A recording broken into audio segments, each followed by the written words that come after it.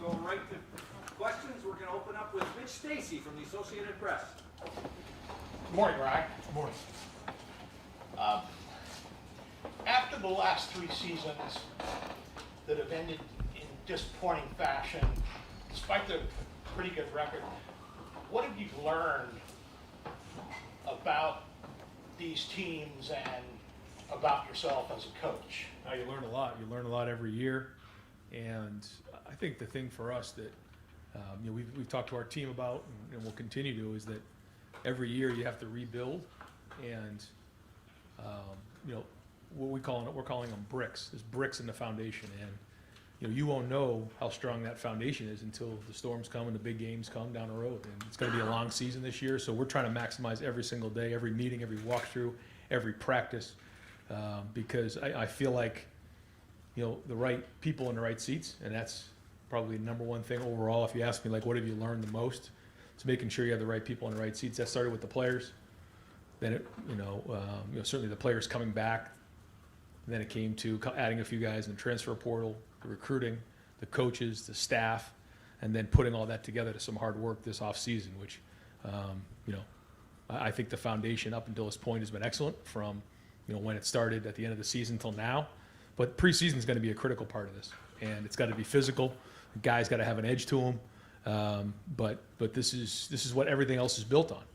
And today's just the first day, but we know it's going to be a long road to the end of the season. But that doesn't mean it changes your approach every day and the urgency that we have to have, and we got to bring it. And so we're going to do everything we can to maximize our team and play really good football down the stretch. But I think when you look at the way that the season's designed at the end of the year, I mean, you're looking at 4 or 5, maybe even 6 games of probably top 10 football back to back to back. And so the only way to be ready for something like that is to train at a high level, challenge ourselves to be really good on both sides of the ball, running the ball, stopping a run, taking care of the football, and then obviously in the passing game you have to be balanced. But we got to be a physical team, and we got to be able to travel on the road and play physical football on the road. Is there a different sense of urgency for you personally? No, I mean, every year there's urgency. I mean, you don't think it's important, try losing a game at Ohio State. I say it all the time. So it's no different that way, but certainly there's a lot of guys on the team that want to, be able to finish the season with some hardware, and that matters. Guys, we're going to keep it at one question just because we got a lot of people that want to ask questions. 4th row left, Tony German, Buckeye Huddle. Ryan, obviously a lot going on, but with the possible move to 105 scholarships, what are you doing right now to plan for that? And could we see a 2025 class of 40 guys? I mean, that's a pretty high number, but higher than maybe we're used to. Yeah, I think so.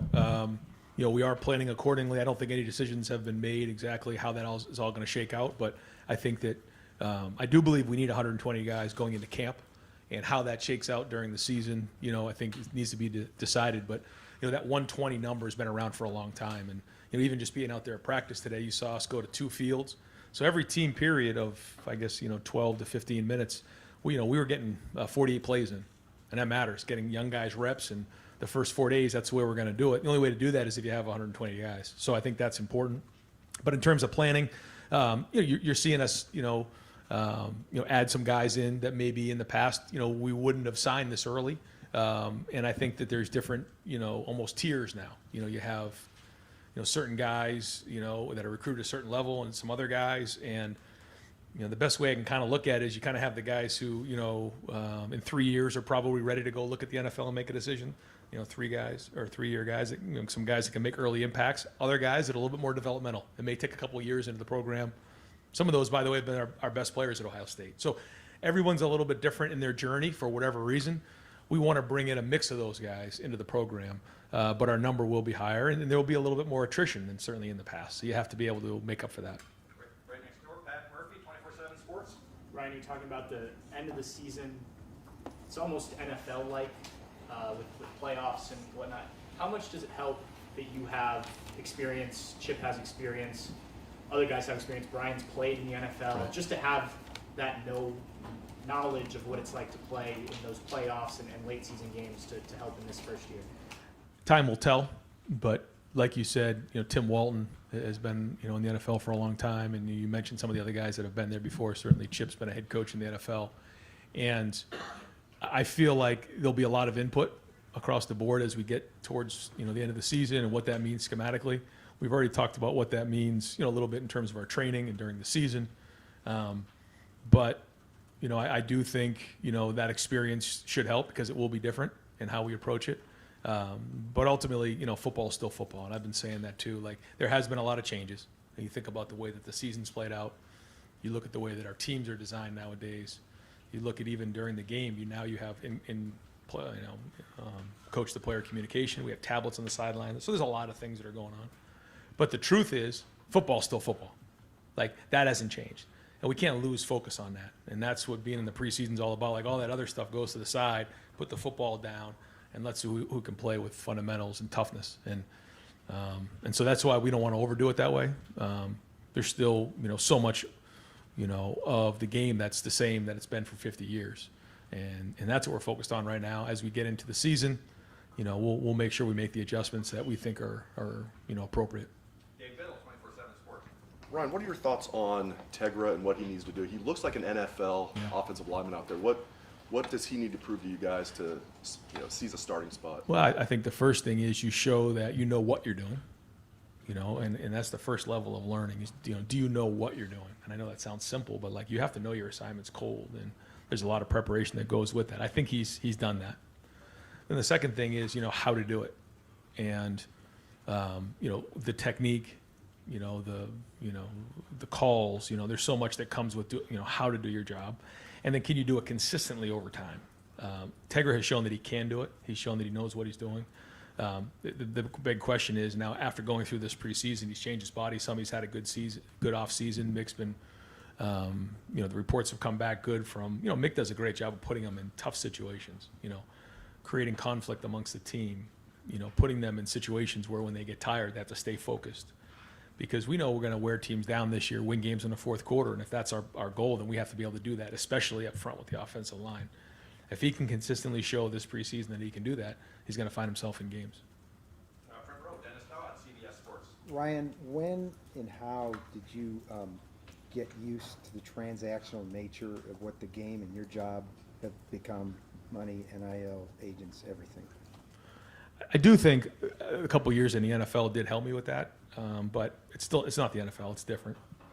There's still so much that comes with it, and you still recruit. You don't draft, but there is part of the game that is changing in terms of that, and that's where I go back to, like, every season you almost have to rebuild. You have to rebuild your team, where in the past maybe it wasn't that way, but with the way things are designed nowadays, you have to be flexible. And I think the easy thing to do is throw up your hands and say, "Boy, this is just too much, and I don't want to do it anymore." But I've used the analogy before, where I've told this to certain folks, and I did my research about when they built Ohio Stadium 100 years ago, and like at the time, people were like, "You got to be kidding me!" Like over a 60,000 seat stadium, they thought college football was completely out of control. 100 years later, it's a different way. People are still saying the same type of thing. So I just think being steady in the boat and coming up with solutions. It's a great time to be a Buckeye. It's a great time to be at Ohio State. We're very well positioned. We've worked hard to be well positioned. We have to continue to be that way and be leaders in this space. We're fortunate to be at a place that can do that. Joey Kaufman, Columbus Dispatch. Ryan, you've been you talked about before the offseason that Carson Higgins had in his development. We didn't see him out there. Just what's the update on Who was it? Carson? Yeah. Mm-hmm. He wasn't here today because of an illness. Usually, again, I don't. But yeah, he was. We held him. Came in, checked in, but wasn't feeling right. So trainers decided to hold him today. We expect him to be back out tomorrow. Bill Landis, the podcast, Kings of the North.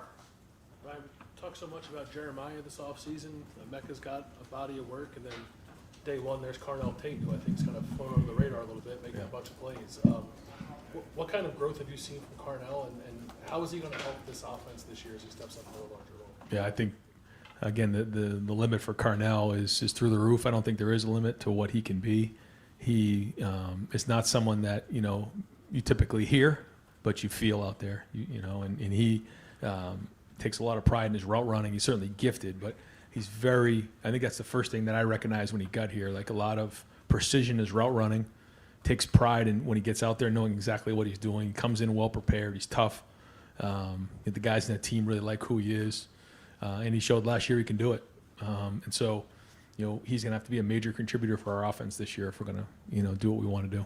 Third row middle, Dan Holt, 11 Warriors, Ryan. Just following up on the scholarships. I think you guys have 5 extra scholarships available for this year. Have you decided what you're going to do with those scholarships for this year? Yeah, we've kind of reallocated some of those, so we are at limit right now. I'm not going to get into how that all played out, but yeah, we ended up getting to the limit, and we allocated some of those out.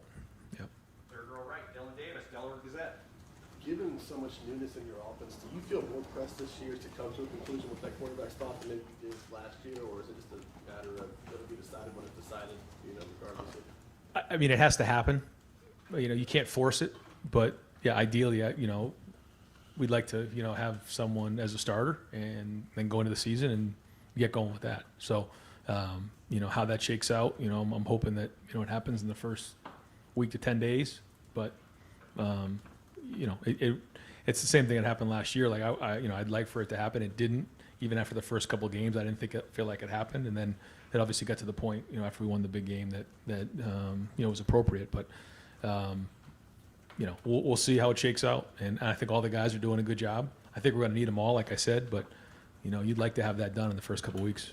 Second row middle, Stephen Means, Cleveland.com. You guys did the split field thing last year too, and you said there were some benefits, but there's probably some cons to it as well. Why go with that route again this year with the offensive line trying to figure that out, but also the quarterback route? Yeah, I think like you saw, Simmons and Donnie on the same field together, and then you'll see, we'll mix and match a little bit because that might have to happen during the season. But for the first 4 practices, I think it's a great way to get quarterbacks a lot of reps, get everybody out there, get moving around, and you're getting 48 reps in a shorter period of time. So it's a great way to get everybody moving around. And first 2 practices we're not in, we're not in pads anyway, so it's really hard to identify what's going on with the offensive line when you don't have pads on. I mean, you can go in the right direction, but there's very little contact. It's all hands and feet. So, more importantly, we're getting reps for the quarterback. We're getting reps for everybody on the team in a shorter period of time, a little bit more efficient. Like you said, I mean, I guess the negative would be you're not always going to go against the one on the other side, but we have the rest of camp for that. We have 25 practices.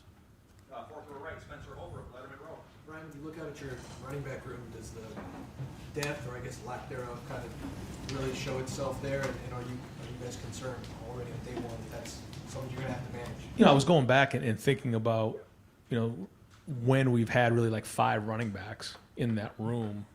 I really couldn't come up with very many times we had that many anyways.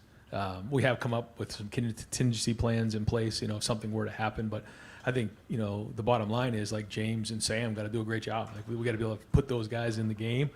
And I think that's really important. And then, there's, a few other guys in that room that hopefully can, step into some roles there. Like, TC did. I mean, nobody really knew who TC was that year. And he became a guy that we felt comfortable putting in the game late in the game.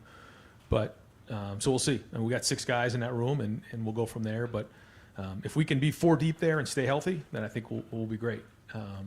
Certainly, if you start taking injuries, then, it puts more stress on the room.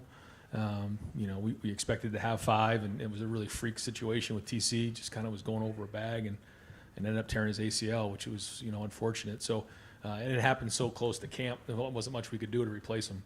So the guys understand that. Carlos will do a great job getting those guys ready. But yeah, I mean, we can't waste any time with the young guys. They got to step up and get ready to get in the game. Front row right, Austin Ward, podcast, Dotting the I's. Ryan, you said last week you wanted to stop talking so much about Jeremiah until he actually played a game. Do you think you can make it if he's going to make catches like that every day in practice? I'm going to try. Yeah, I'm going to try. I don't want to, put too much out there, but, he had a great offseason. And did some things that, some freshmen haven't done before in terms of recognition and, some of the hard work he's put in. And, you talk about the humility of a young man who's as talented as he is. It's special. We're excited that he's out there every day, and we're all excited about it. But again, I don't want to get too far out in front of this one, but it's going to be, he's got a very bright future ahead of him. Court made his retirement public yesterday.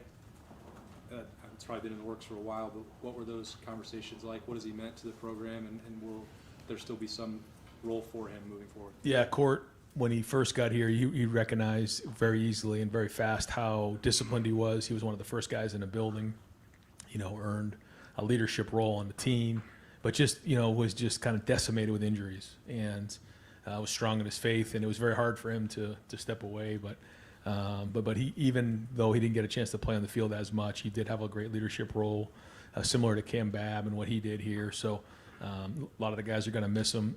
He just went recently on an internship to NFL league office in New York. I know he's trying to figure out what's the next step for him, but yeah, he'll always be welcome here, and the guys look up to him. Fifth row, Cameron T. Robinson, The Athletic. Ryan, you talk about Josh Simmons. It's finally he got a full spring with you guys. Just how much growth did you see with him, and for you, how much confidence do you have that you have both him and Donnie paired back together, and kind of that experience they had with each other? I think it's important. Josh Simmons can do some things that most can't. He's very, very skilled and talented. And so, we feel like the offseason was a difference maker for him. But, time will tell, like a lot of these guys. But I think he's positioned himself with a good summer to be the best version of himself. Again, once we get going, we'll find out. But to think about where he was a year from now, I think we're, light years away from that. And understanding schemes, schematics, day-to-day, culture, what it takes to be a Buckeye. He's got a whole year under his belt that way. So we're going to need him to play great. I mean, if we're going to reach our goals, we need him to be a huge contributor and be a big part of what we do. Right in front of him, Dave Holmes, WSYX. Yeah, Ryan, when you're looking at so many different position battles, I'm curious, what's the dynamic like between you and your assistants? Because 100 guys out there, more than 100, you can only be so many places. I mean, how much do you lean on them? How much are you walking around and observing? How does it work when you're trying to set depth charts? Well, we call them champions, and we have three different areas of the champ. We have the winter, we have the summer, and then we have during the season. And you have to grade out over 80% to be a champion. You have to play over 15 plays. And the goal of every assistant coach in their unit is for their players to grade out a champion. It's the goal for their unit to be champions. And so ultimately it's their job. Like, they're hired to do that. The first thing they do is take care of their family, their health, and their character. The next thing they do is recruit. But the next thing is taking care of their unit to make sure that their guys are doing their part. And how do you do that? What makes your unit strong? First off is production. Then there's leadership, unselfishness. Well, if they're hired to do a job, like they got to do that. And then they got to pound their fist on the table and say, this is who I want. Now, ultimately, it's going to be my decision. But, those guys are hired to do a job, and I'm going to let them do it. But, as long as it's well thought out. But we have a very experienced group. We have a lot of guys who understand what it means. And certainly the coordinators have a big say in that. But that's it. I mean, does your group grade out champions? Does your group strong? And if you are, then you're doing your part in terms of all the 10 groups. Right in front of him, Rob Aller, Columbus Dispatch. A little psychology 101. You've got some position groups that get high praise, wide receiver, DB, and you've got one or more offensive line that kind of takes some heat, gets some criticism. How do you deal with, how do you coach that differently, deal with that differently, treat them differently going in? Yeah, we say this, and I'll remind them as we get closer to the season that praise and criticism are the same thing, and you can give it attention if you want, but it's really just someone else's opinion. Like, what you are is when you press play, like, that's who you are. And so your opinion or someone else's opinion, that's fine. That's your opinion. But when you press play, what are you putting on film? That's who you are. And so you challenge all those guys to say, like, what is your identity?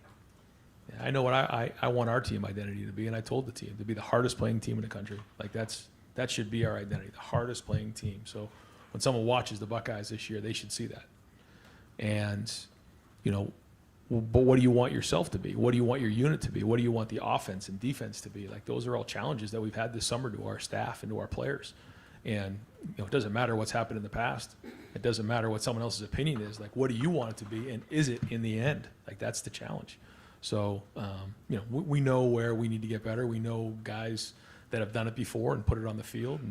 And so we got to find that right mix. But just because you've done it in the past, we've seen that before. We've seen guys who have great years come back and have, a clunker. Well, maybe you rested on your laurels, or you listen to people's opinions. And then you see other guys who maybe got, criticized and then comes back, have something to prove.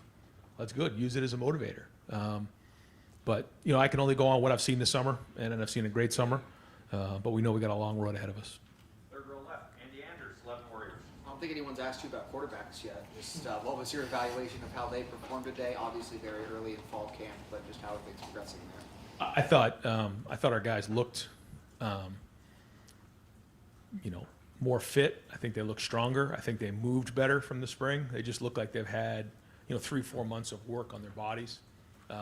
They just looked that way. They looked stronger. The ball came out with more pace today. I thought they had a better understanding of the offense being out there for the first day. You saw us, in and out of the huddle. You saw us, with signals. You saw us with a couple different styles. So our guys have to learn how to say it in a huddle, and that's something new. We haven't done a ton of that before, but there's something to that. And we're excited to be able to do that again with the coach-to-player communication. The offensive line gets together. They talk before the play. The skill guys are there communicating what the down and distance is. When that quarterback walks in a huddle, he can look everybody in the eye and say the play and then give them a little something before the play. And then you break the huddle as a group, get up to the line of scrimmage, you put your hand in the dirt, and you get after somebody. And I think, that starts with the quarterback and being able to do that. I thought they had a good handle on that today. They walked in the huddle, we all broke the huddle, and we got up to the line of scrimmage. Now, we're still going to change tempos up at times, but you have to be able to see and learn. You have to be able to listen and learn. And there's there's a couple different ways to do that when you're calling it from a huddle or when you're signaling. So we're doing that a bunch of different ways, and I thought they handled that well today, just day one. But that part was good, and had some good purpose about them. Right next door, Jeff Garofalo, Press Pros. Coach, you mentioned the hardest working team. You talked about being tough in the past, and you mentioned it today.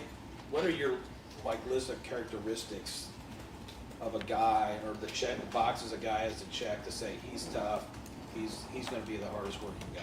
Well, it kind of goes like, we've been saying it where, everyone talks about talent, but talent's God-given. Nobody earned their talent. It's discipline and skill. And when you're talking about toughness and you're talking about, first off, being tough is being physically tough, like going and lining somebody up and knocking them off the ball. Another part of being tough is being resilient. When a play doesn't go well, being able to put that behind you and move on to the next play. Being tough is being able to sustain throughout a whole game and wearing someone down and beating them up in the fourth quarter. Like, those are all signs of toughness. But there's so much more that comes with that part of it. When you talk about effort, you talk about attitude, you talk about focus. All the things that take no talent are the things that we're really focusing on. And then you have the skill part of it, the skill of being the best D lineman in America. What comes with that? Well, you got to have great hand combat. You got to be able to get off of blocks. You got to be able to have great pad level. Those are all the things you learn playing your position. So those areas that we're focusing on are the discipline, which is the no talent issues, and the skills to do your job. And we really spend some time as a staff making sure that we're saying the right things, the same things that we're teaching in special teams, the same things that the coaches are going to be coaching in their meetings. And if we can do that, then we can maximize our talent. Front row left, Jake Trotter, ESPN. Yeah, Ryan, especially with the guys that decided to come back, how are you feeling about the leadership in the locker room? And then you were asked about urgency earlier.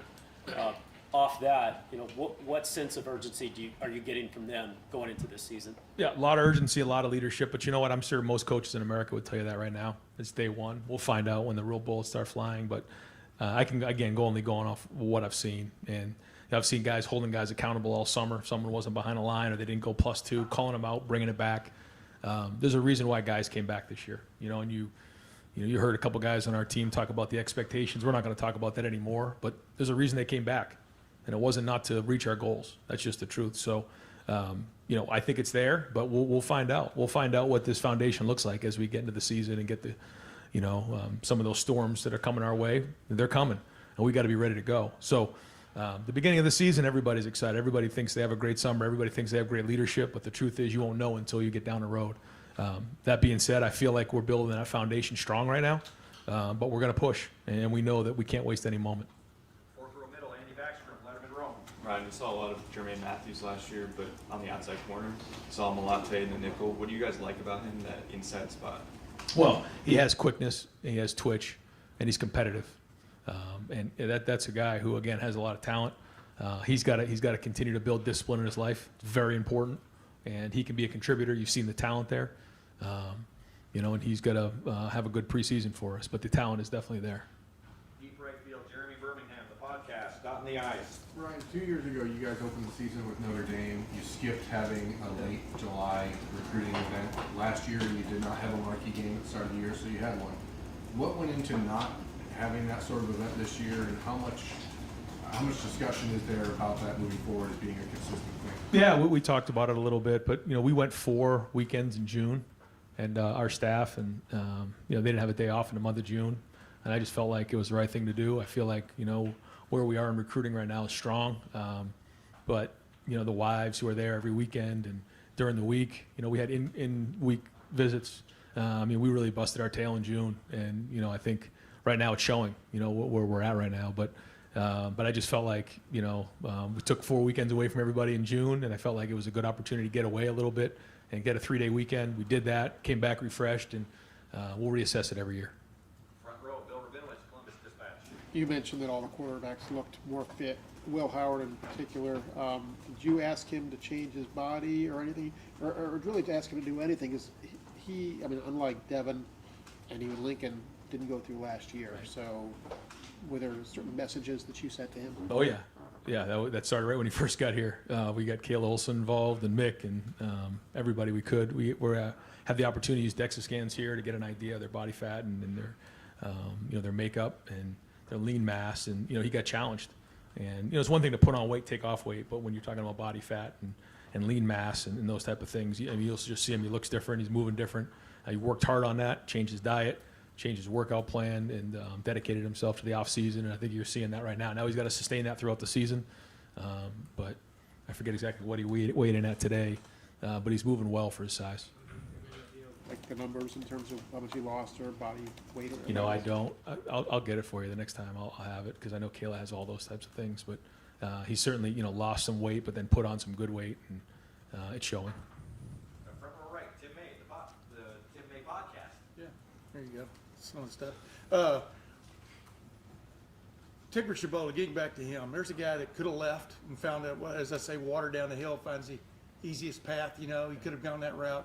What does it tell you about his dedication that he does want to make his mark here?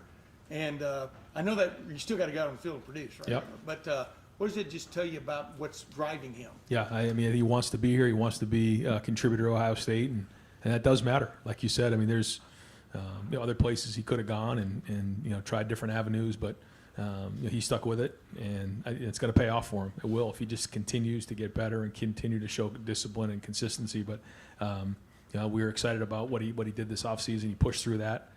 He's going to have every opportunity to go become a major contributor on offense.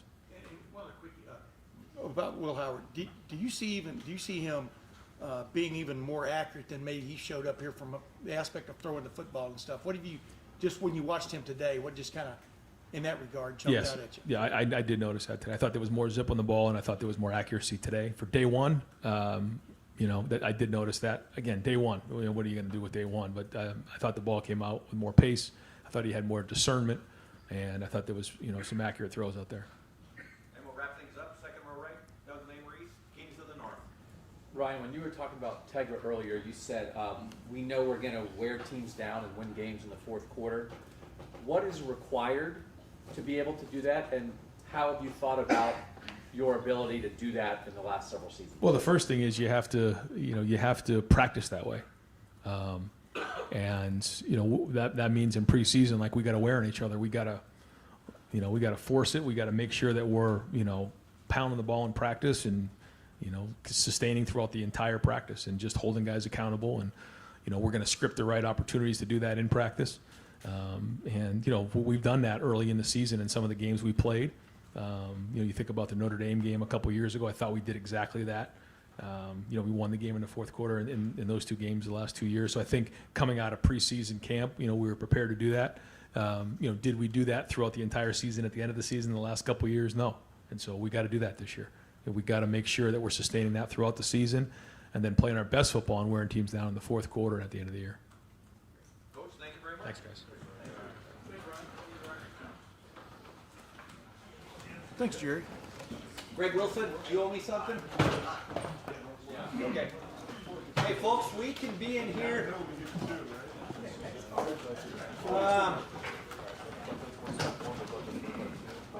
We can be in here or on the indoor until 1 o'clock.